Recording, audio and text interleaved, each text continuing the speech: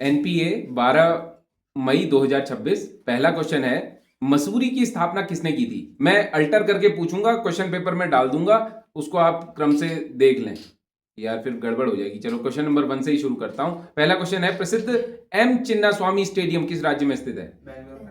बेंगलोर कर्नाटक। किस चीज के लिए फेमस है ये? क्रिकेट के लिए फेमस है। कुछ इंपॉर्टेंट हमने किए थे, जैसे नरेंद्र मोदी स्टेडियम कहाँ है क्रिकेट के संबंध में? अहमदाबाद में है। इकाना क्रिकेट स्टेडियम लखनऊ में। बहुत बढ़िया, वेरी गुड।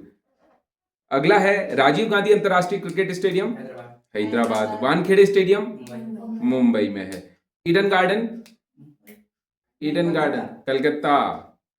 अच्छा, एक ये वाला स्टेडियम बताना, फिरोज शाह कोटला, इसका अब नाम क्या है?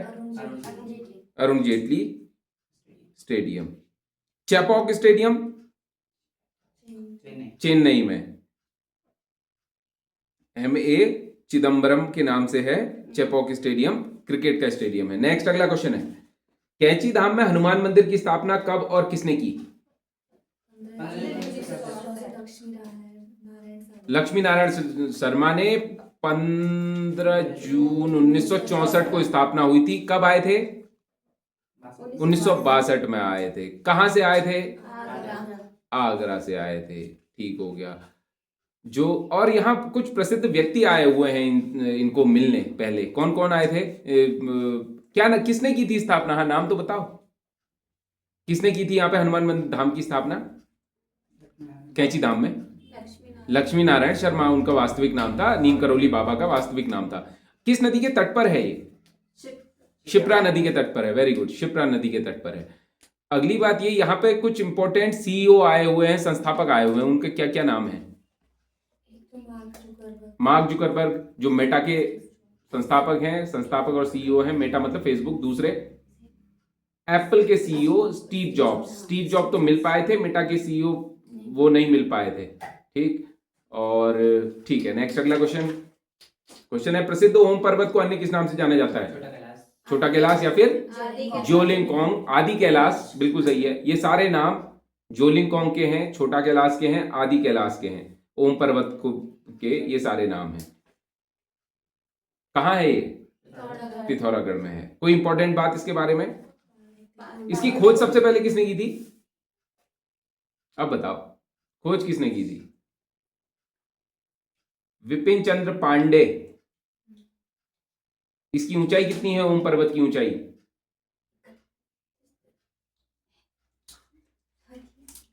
6191 मीटर ऊंचाई है इसकी, ओम पर्वत की ऊंचाई।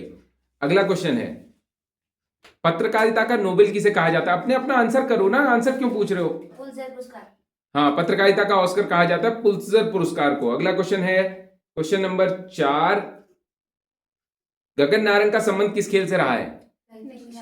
राइफल निशानेबाजी। हमारे उत्तराखंड से भी है क्या कोई राइफल निशानेबाज प्रसिद्ध?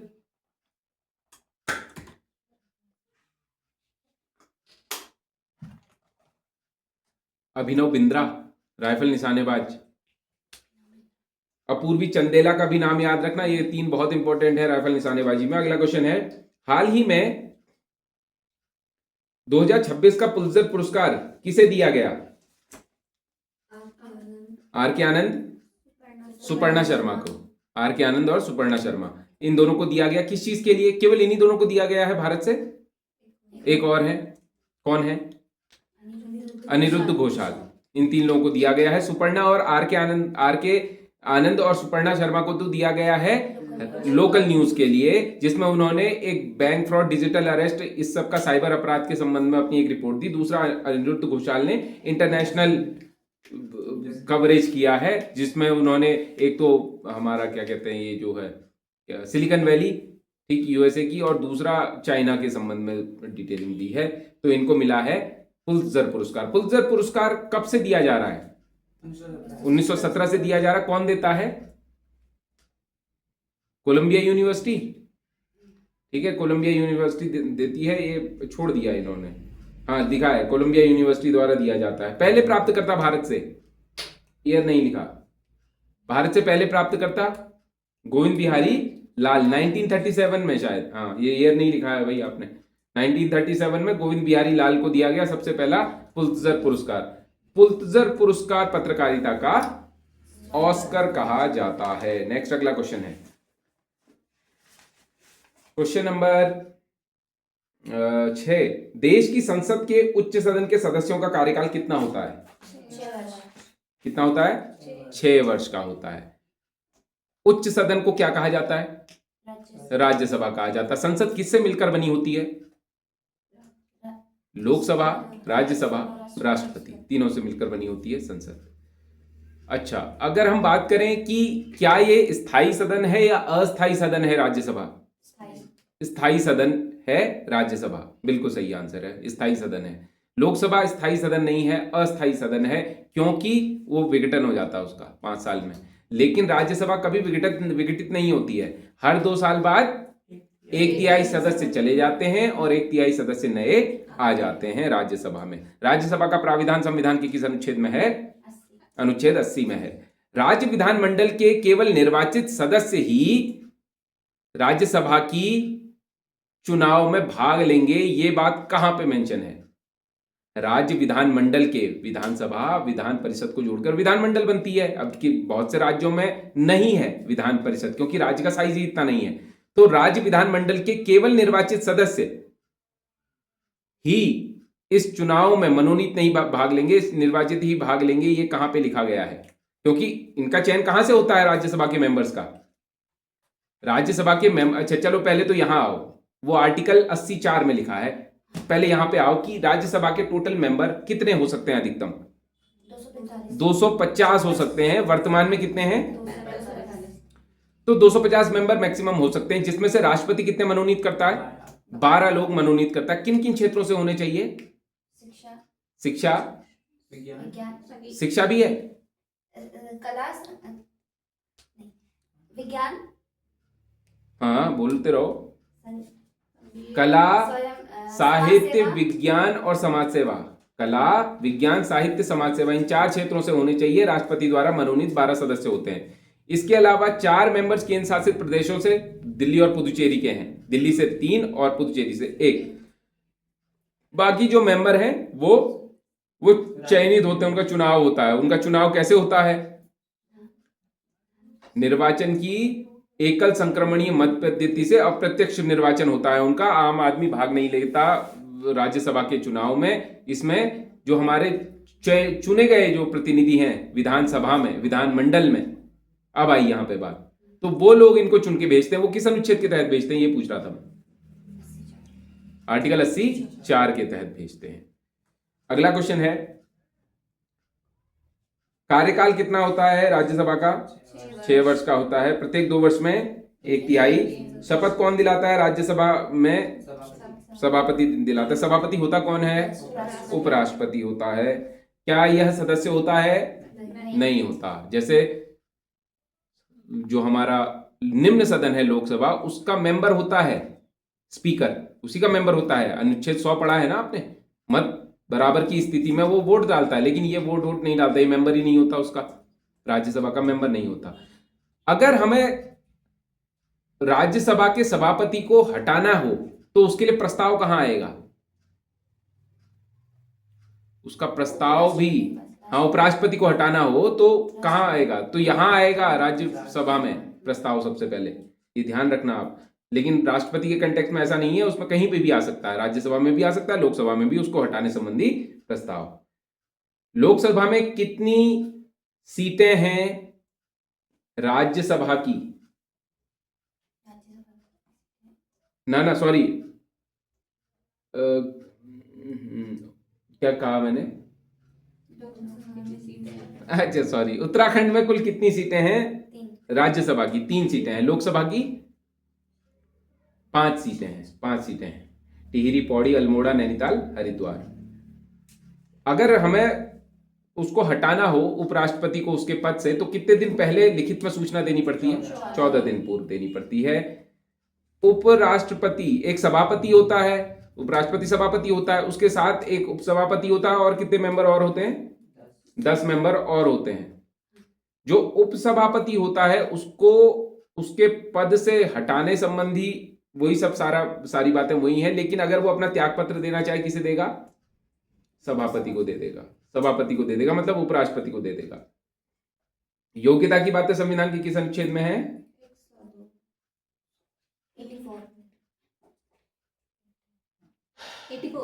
84। पागल या दिवालिया ना हो, सरकारी लाभ के पद पे ना हो, ये सब बातें आपने कर ली। सभापति का प्राविधान संविधान के अनुच्छेद 89 में कि सभापति होगा पदाधिकारी। ठीक, नेक्स्ट अगला क्वेश्चन है, सबसे ज्यादा राज्यसभा की सीटें उत्तर प्रदेश में। नेक्स्ट अगला क्वेश्चन है, स्वतंत्रता संग्राम के इतिहास में पेशावर कांड का नायक किसे कहा जाता है? वीर चंद सिंह गढ़वाली को कहा जाता है। कब हुआ था? 23 अप्रैल 1930 को। पेशावर कहां मिलेगा? पाकिस्तान में। यहां पर निहत्थे अफगानों पे गोली चलाने से मना कर दिया था, तो ये हुआ था। इनका केस किसने लड़ा था? बैरिस्टर मुकुंदी लाल ने लड़ा था। 2/18 गढ़वाल राइफल से थे हमारे बैरिस्टर मुकुंदी लाल, इनको नायक कहा, ये वीरचंद सिंह गढ़वाली, इनको कहा जाता है पेशावर कांड का नायक। पेशावर पाकिस्तान में है। गोली चलाने का आदेश किसने दिए थे इसमें? कैप्टन रिकेट। हाँ, कैप्टन रिकेट ने दिए थे। सल्ट में किसने दिए थे? SDM Johnson. क्वेश्चन है अगला, पटना, वाराणसी तथा कानपुर किस नदी के तट पर स्थित है? गंगा नदी। भारत में नमामि गंगे परियोजना के शुभारंभ मैस्कॉट के रूप में 2021 में किसे चिन्हित किया गया? चाचा चौधरी को। बहुत बढ़िया। भारतीय कॉमिक्स पत्रिका है, उसका एक कैरेक्टर है चाचा चौधरी, साबू। नेक्स्ट क्वेश्चन नंबर 10, केंद्र सरकार द्वारा नमामि गंगे कार्यक्रम की शुरुआत कब की गई? जून 2014 में की गई। बहुत बढ़िया। मार्च 2017 में एक ऐतिहासिक निर्णय में उत्तराखंड हाईकोर्ट ने गंगा यमुना को जीवित मानव या मतलब लिविंग एंटिटी का दर्जा दिया। इस निर्णय में किसे हाईकोर्ट ने गंगा यमुना का कानूनी अभिभावक लीगल गार्जियन नियुक्त किया? उत्तराखंड के महाधिवक्ता को, महाधिवक्ता का प्रावधान 165 में, उत्तराखंड के मुख्य सचिव को और नमामि गंगे परियोजना के निदेशक को, इन 3 लोगों को संयुक्त रूप से नियुक्त किया गया कानूनी अभिभावक। क्वेश्चन है अगला, पाकिस्तान आतंकवाद के खिलाफ चलाया गया ऑपरेशन सिंदूर कब हुआ था? 6-7 मई 2025 को हुआ था। क्वेश्चन नंबर 13, फ्रांसीसी सरकार ने पुदुचेरी, चंडीगढ़ तथा माहे भारत सरकार को कब सौंपे? 1974 में पुदुचेरी और माहे को 1954 में सौंपा और 1952 में चंद्रनगर को सौंप दिया था भारत सरकार को। नेक्स्ट अगला क्वेश्चन है, राज्य में तो किसके अंतर्गत थे? फ्रांसीसी बस्तियां थी ये, तो मैं बता भी रहा था आपको। आज भी आपको यहां पे जाएंगे तो स्थापत्य के रूप में यहां पे फ्रांसीसी वास्तुकला मिलेगी आपको। जैसे गोवा जो है किसके? पुर्तगालियों के अधीन था। 1961 में वो स्वतंत्र हुआ उनसे, पुर्तगालियों से। तो गोवा का आप कल्चर भी देखेंगे तो थोड़ा वेस्टर्न टाइप कल्चर है वहां, लोगों का जीने का तरीका। वहां समान नागरिक संहिता लागू करने वाला देश का पहला राज्य स्वतंत्रता से पहले से गोवा। ये सब बातें कर रहा था मैं। स्वतंत्रता के बाद उत्तराखंड। कब बताओ अब? 27 जनवरी 2025। नेक्स्ट, पंच केदार को मानचित्र में प्रदर्शित कीजिए। बता दीजिए कहां कहां पे हैं। एक नाम बताइए और कहां पे हैं वो बता दीजिए।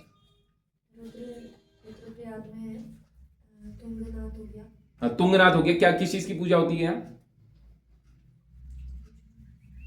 तुंगनाथ धाम में किस चीज की पूजा होती है? देखिए, कहानी मैंने आपको बताई थी, फिर बता दे रहा हूं एक बार कहानी। एक बार क्या हुआ, नंदी का रूप धारण करके, नंदी का रूप नहीं, एक बैल का रूप धारण करके, नंदी तो उनका वही है, उनका रक्षक ही है वो, तो एक बैल का रूप धारण करके पांडवों के आगे आगे चले जा रहे थे नंदी महाराज। तो इन्होंने, पांडवों को पता चल गया कि ये भगवान शिव हैं और हमारे साथ क्या कर रहे हैं, मजाक सा कर रहे हैं करके, अपने मतलब कुछ इच्छाएं व्यक्त करने के लिए उन्होंने भगवान के पास गए और भगवान धरती के अंदर समा गए, ऐसा माना जाता है। थोड़ी लंबी चौड़ी कहानी है, मैं शॉर्ट में बता रहा हूं। तो वो धरती के अंदर समा गए। वो धरती के अंदर जहां समाये, वहां से वो उत्तराखंड के अलग अलग स्थानों में उनके अलग अलग अंग, जो बैल बाबा होते हैं, उनके अलग अलग अंग निकल के आए। तो जहां जो अंग निकला वहां उसकी पूजा होती है, पंच केदार की। ये है इन शॉर्ट कहानी। तो ऐसे ही हर केदार का, जैसे आपने तुंगनाथ का, तुंगनाथ में बाह की पूजा होती है। केदारनाथ में कहां है? रुद्रप्रयाग हाँ, केदारनाथ में कुबड़ की पूजा होती है, रुद्रप्रयाग में है। महेश्वरनाथ हाँ वो रुद्रप्रयाग में। हाँ पेट हाँ, पेट की, नाभि की पूजा होती है यहाँ पे। अगला, रुद्रनाथ में, चमोली में किसकी? मुख की पूजा होती है यहाँ, रौद्र मुख, मुख की पूजा होती है ना। तो कल्पेश्वर नाथ है एक, वो भी चमोली में ही स्थित है, और वहां उनके केश की पूजा होती है। तो एक साथ सारे आप ध्यान रखेंगे। आप इतना ध्यान रखिए, चमेली रुख, चमेली रुख, ठीक है। तो चमेली अगर रुकेगी तो चमोली में रुद्रनाथ और कल्पेश्वर नाथ, रुद्रनाथ कल्पेश्वर नाथ चमोली में है। रुद्रनाथ में मुख की पूजा और कल्पेश्वर नाथ में केश की पूजा होती है। इसके अलावा बाकी जो है हमारे तुंगनाथ हो गए, मदमहेश्वर नाथ हो गए और केदारनाथ, ये तीनों है रुद्रप्रयाग में। तुंगनाथ में बाह की पूजा, मदमहेश्वर में पेट की पूजा और केदारनाथ में कुबड़ की पूजा होती है शिव की। नेक्स्ट अगला क्वेश्चन है, क्वेश्चन नंबर 16। मसूरी की स्थापना किसने की? कैप्टन यंग ने स्थापना की। एक पॉइंट जल्दी बोलते चले जाएंगे मसूरी के संबंध में, मैं भी बोलूंगा आप भी बोलिए। पहाड़ों की रानी कहा जाता है मसूरी को, बहुत बढ़िया। इसकी स्थापना कैप्टन यंग ने कब की थी? अब बोल 10 बार बोलेंगे क्या? कैप्टन यंग ने की थी स्थापना, बोल तो दिया। 1924 नहीं, 1824 में की थी कैप्टन यंग ने स्थापना। नेक्स्ट, गंगोत्री यमुनोत्री का प्रवेश। हाँ, गंगोत्री यमुनोत्री का प्रवेश द्वार कहा जाता है मसूरी को। नेक्स्ट, हाँ, संतरा देवी मंदिर है यहाँ पे, बहुत बढ़िया। संतरा देवी मंदिर है यहाँ। संतरा देवी मंदिर को जाने वाले मार्ग में यहाँ पर एक फॉल है जिसका नाम है Kempty fall. Kempty fall important है। Hardy fall, Kempty fall, Massey fall, ये भट्टा फॉल 1906 में बिजली बनी थी सबसे पहली बार यहाँ पे, ठीक। ये टाइगर फॉल, ये सारे फॉल जो है मसूरी के हैं। नेक्स्ट, मलिंगार होटल 1828 में पहली इमारत यहाँ पे बनी थी, मलिंगार होटल 1828। नेक्स्ट, जल्दी जल्दी। यहाँ ज्वाला जी का मंदिर है यहाँ पे, बहुत बढ़िया। किस चोटी पर है वो भी बताओ? विहंग विनोग माउंटेन है यहाँ पे एक। पहला school convent of Jesus and Mary, जी हाँ, जीसस एंड मैरी कॉन्वेंट 1945 में। नेक्स्ट, कोई भी बोलो अब, चलो नेक्स्ट, फिर देर हो जाएगी। 1832 में यहाँ पे जॉर्ज एवरेस्ट का बंगला बना था, जिस बंगले का नाम है द पार्क नाम है उस बंगले का। और जॉर्ज एवरेस्ट के ही नाम पर चोटी 15 का नाम एवरेस्ट किया गया। वैसे उसका नाम एवरेस्ट नहीं है, सागर माथा जिसको नेपाल में कहते हैं, या चोमोलुंगमा कहते हैं जिसको हम नेपाल में, तिब्बत में एवरेस्ट, उसका नाम एवरेस्ट के नाम पे चोटी 15 का नाम एवरेस्ट किया गया। 8848 उसकी ऊंचाई है। इन्हीं के कार्टोग्राफी एक म्यूजियम है ना यहीं पे, तो इन्हीं के याद में, इन्हीं के नाम पे खोला गया है जॉर्ज एवरेस्ट कार्टोग्राफी म्यूजियम। वो मानचित्रकारों, जो पुराने हमारे जो कंपास है और जो उपकरण है जो मानचित्रकारी में प्रयुक्त होता है, वो सबका संग्रहालय है यहाँ पे कार्टोग्राफी उसमें। किसको समर्पित है ये कार्टोग्राफी म्यूजियम? ये समर्पित है नैन सिंह रावत को, और एक गणितज्ञ हैं राधानाथ ना, क्या सिकदर, हाँ। नेक्स्ट अगला पॉइंट, कोई भी बोलो। यहाँ लाइब्रेरी है। लाइब्रेरी, मसूरी स्टेशन लाइब्रेरी 1843 में बनी थी। 1836 में कैप्टन टेलर ने एक चर्च बनाया था यहाँ पे, कैप्टन टेलर ने एक चर्च बनाया था यहीं पर। यहाँ एक चर्च है, रेले ने बनाया था शायद, या उसमें जो हमारे क्या कहते हैं जिम कॉर्बेट है, उसके माता पिता का विवाह हुआ था सेंट पॉल चर्च में। बहुत बढ़िया, very good. Saint Paul church में जिम कॉर्बेट के माता थी मैरी और पिता थे उसके क्रिस्टोफर। उन दोनों का विवाह हुआ था 1869 में। और अगला पॉइंट कैमल बैक रोड है, बहुत इंपॉर्टेंट है, कैमल बैक रोड है। और पहला अखबार द हिल आया था 1842 में। किसने निकाला था? जॉन मैकनेन ने निकाला था। जॉन मैकनेन 8 वर्षों तक चला था ये, अंग्रेजी का पहला अखबार था, ठीक है। अल्मोड़ा अखबार था, बुद्धि वल्लभ पंत ने निकाला था, ठीक है। वो लेकिन इससे संबंधित नहीं है, लेकिन वो हिंदी का अखबार पहला है उत्तराखंड का, बिल्कुल ठीक है। 1971 में निकला था अल्मोड़ा अखबार, बुद्धि वल्लभ पंत। अगला पॉइंट मसूरी के संबंध में ये है कि मसूरी के लिए राजमार्ग भी बनवाए थे एक शासक ने, प्रताप शाह ने राजमार्ग बनाए थे, टिहरी मसूरी और टिहरी श्रीनगर राजमार्ग, ये राजमार्ग बनाए थे प्रताप शाह ने। और मसूरी 20 साल के लिए लीज पर 1820 में 80 साल के लिए लीज पर दी थी, पट्टे पर दी थी। किसने?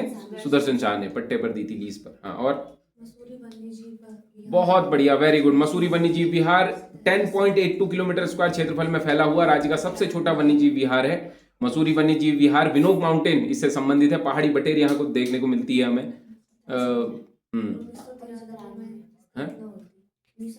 1993, हाँ 1993 में स्थापना हुई थी।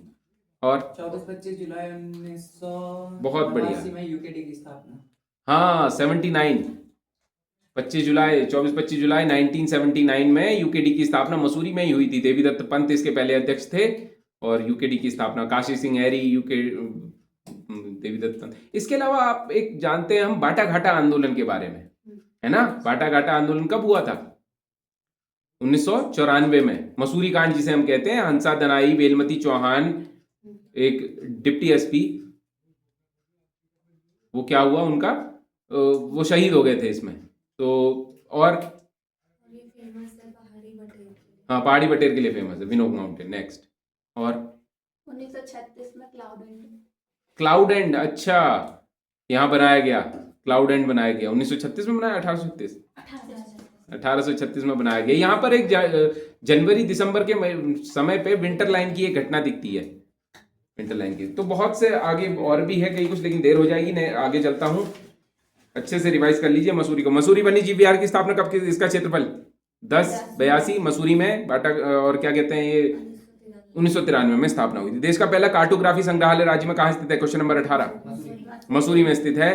कार्टोग्राफी किसको समर्पित है? नैन सिंह रावत को समर्पित है, नैन सिंह रावत। ठीक है, नैन सिंह रावत माउंटेनियरिंग इंस्टीट्यूट आएगा तो हिमालयन माउंटेनियरिंग, हाँ मुंशियारी में है। ठीक है, नैन सिंह रावत के नाम पे है। नैन सिंह रावत सर्वेयर थे उत्तराखंड से, बहुत फेमस, कई बार बात किया हूं। वैसे एक रचना भी है नैन सिंह रावत पे, याद है किसी को? नैन सिंह, एशिया की पीठ पर, बहुत बढ़िया, वेरी गुड। एशिया की पीठ पर किसने लिखी है?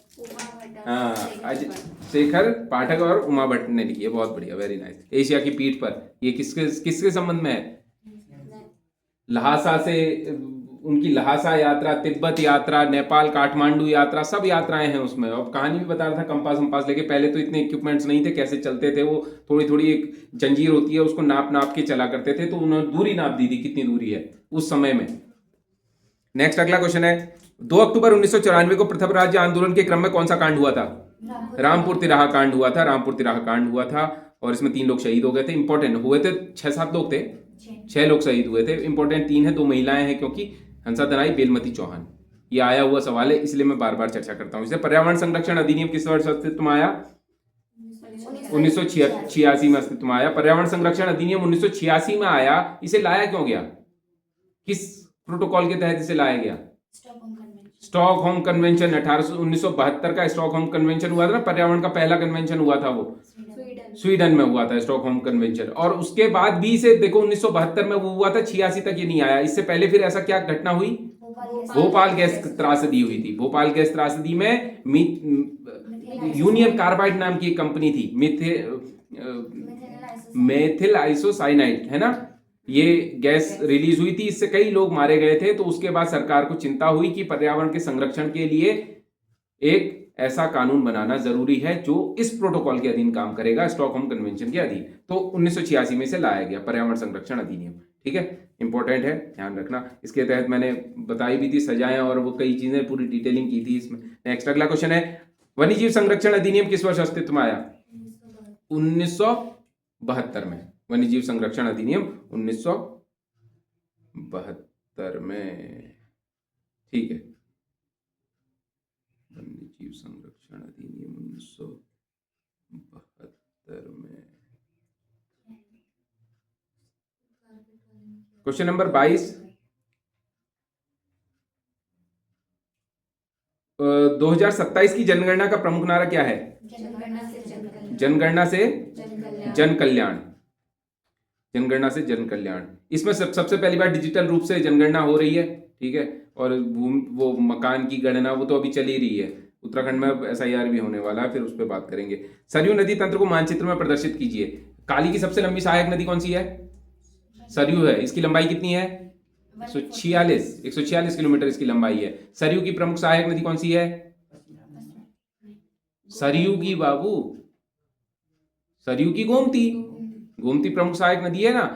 गोमती और सरयू का संगम कहाँ होता है? बागेश्वर में होता है। ठीक है, बागेश्वर में होता है गोमती सरयू। रामगंगा नदी कहाँ मिलती है इससे?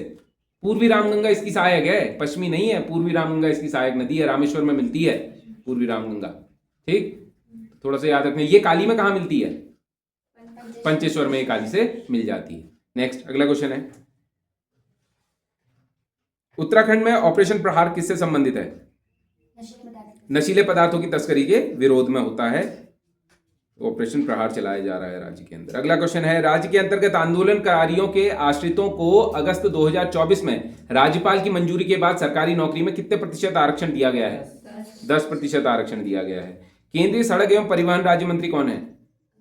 अजय टम्टा। नेक्स्ट, अगला क्वेश्चन है, पीने योग्य पानी में आर्सेनिक की अधिकतम मात्रा कितनी हो सकती है? 0.05 मिलीग्राम पर लीटर, इतनी ही हो सकती है अधिकतम। इससे ज्यादा अगर कंज्यूम कोई कर रहा है तो क्या हो जाएगा? उसे एक रोग हो जाएगा, ब्लैकफुट नामक रोग हो जाएगा। ब्लैकफुट नामक रोग किससे संबंधित है? आर्सेनिक युक्त पानी को पीने के कारण हो जाता है ये रोग। नेक्स्ट, चितई मंदिर राज्य में कहाँ स्थित है? जागेश्वर धाम के संबंध में 10 बिंदु, जल्दी जल्दी। जागेश्वर धाम कहाँ स्थित है? अल्मोड़ा में। जागेश्वर धाम का सबसे पुराना मंदिर महामृत्युंजय मंदिर। सबसे बड़ा मंदिर दिंदेश्वर मंदिर। यहाँ पर किन दो शासकों की मूर्ति मिलती है हमें? त्रिमल चंद। यहाँ पर किसने जनेऊ चढ़ाई थी सोने की? जगत चंद ने चढ़ाई थी। यहाँ पर कितने मंदिरों का समूह है ये? 124 मंदिरों का समूह। वैसे पहले तो 250 से ज्यादा मंदिर हैं यहाँ, लेकिन टूट फूट अवस्था में हो गए, तो इसलिए 124 मंदिरों का राज्य का सबसे बड़ा मंदिर समूह इसको कहा जाता है। जागेश्वर धाम। जागेश्वर धाम की शैली क्या है? कत्यूरी शैली में बना हुआ है। किसने बनाया था? शालिवाहन देव ने सबसे पहली बार बनाया था। उसके बाद इसको कब किसने जीर्णोद्धार किया? विक्रमादित्य। महामृत्युंजय मंदिर का जीर्णोद्धार किया था। किसने? विक्रमादित्य ने, हाँ पहले। और जो दंडकेश्वर मंदिर है, इसकी 2 सहायक नदियां हैं। यहाँ पर 2 नदियां आके मिलती हैं। हाँ, एक तो जटागंगा है, जटागंगा, दूध गंगा और जटागंगा यहाँ पे आके मिलती हैं। और जटागंगा के किनारे स्थित है जागेश्वर मंदिर जटागंगा के किनारे। हाँ बिल्कुल सही है, जागेश्वर मंदिर नागेश ज्योतिर्लिंग भी कहा जाता है। उत्तराखंड का 5वां धाम भी कहा जाता है इसे। बहुत बढ़िया।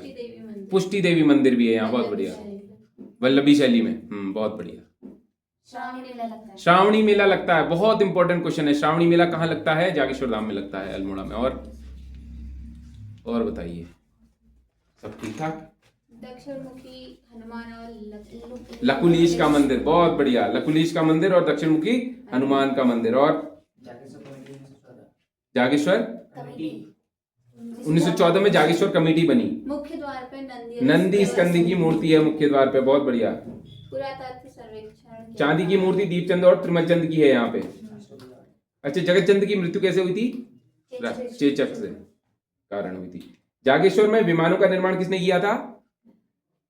विमान मंदिर निम्बरदेव, कत्यूरी शासक निम्बरदेव ने किया था विमान का निर्माण यहाँ। ये केंद्र सरकार की किस योजना के अंतर्गत आता है? स्वदेश दर्शन योजना के अंतर्गत ये शामिल है। जागेश्वर मेला कब लगता है? जागेश्वर में श्रावणी मेला कब लगता है? 20 से 25 जुलाई को लगता है। किस नदी के तट पर बताया? जटागंगा के किनारे। राज्य का सबसे बड़ा मंदिर समूह, जीर्णोद्धार विक्रमादित्य, ठीक हो गया। सबसे प्राचीन मंदिर, सबसे बड़ा मंदिर। अच्छा, दंडेश्वर मंदिर किस शैली में है? केदार शैली में है। जागेश्वर के पुरातत्व पर शोध ग्रंथ किसने लिखा? एमपी जोशी ने। एमपी जोशी ने क्या खोजा था राज्य में सबसे पहले? बहुत बढ़िया, वेरी गुड। लाखू उड्डयन खोजा। कब खोजा? 63 भी ध्यान रख लो, 68 भी ध्यान रख लो, ठीक है? दोनों ध्यान रख लो, क्योंकि कुछ बुक्स में 63 भी दिया है, कुछ में 68 भी दिया है। तो वैसे मैंने प्रमाण का आपको बता ही दिया था 1968, थोड़ा ध्यान रख लेना करके। एक आध बुक्स में 63 भी दिया हुआ है।